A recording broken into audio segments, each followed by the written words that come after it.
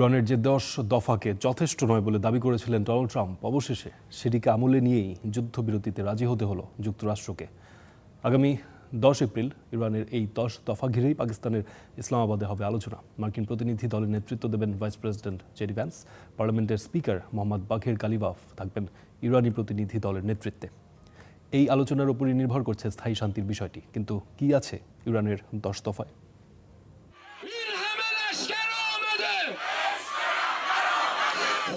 একেবারে খাদের কিনারা থেকে দুই পক্ষের যুদ্ধবিরতির সম্মতি। তবে যুক্তরাষ্ট্রের শান্তি পরিকল্পনা মেনে নেয়ার বদলে পাকিস্তানের মধ্যস্থতায় নতুন 10 দফা প্রস্তাব দিয়েছে ইরান। এ প্রস্তাবে রাজিও হয়েছে ওয়াশিংটন। এর উপর ভিত্তি করেই হবে নতুন আলোচনা। একই সাথে 2 সপ্তাহের জন্য হামলা বন্ধ রাখবে উভয় পক্ষই। কি আছে এই 10 দফায়? প্রথম শর্ত হলো ইরানের বিরুদ্ধে যে কোনো ধরনের আগ্রাসন বন্ধের নিশ্চয়তা দিতে হবে। হরমুজ প্রণালীর নিয়ন্ত্রণ থাকবে ইরানের হাতে। ইরানের পারমাণবিক কর্মসূচির উপর চলমান অবরোধ তুলে নিতে হবে। ইউরেনিয়াম সমৃদ্ধ করার অধিকারের স্বীকৃতি দিতে হবে। ইরানের বিরুদ্ধে আরোপিত সব নিষেধাজ্ঞা তুলে দিতে হবে। জাতিসংঘের নিরাপত্তা পরিষদ ও আন্তর্জাতিক পারমাণবিক শক্তি সংস্থায় ইরানের বিরুদ্ধে গৃহীত সকল নেতিবাচক প্রস্তাব বাতিল করতে হবে।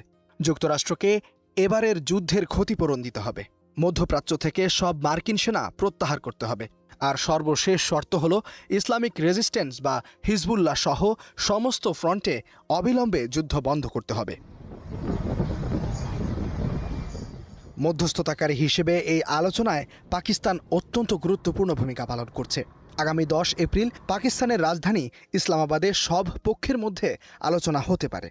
ইসরায়েলপন্থী উইটকফ বা কুশনার নয়, এই আলোচনায় ভাইস প্রেসিডেন্ট জেডি ভ্যান্সকেই চেয়েছে ইরান। এতেও রাজি Washington. Istehadul Mahmud, star news.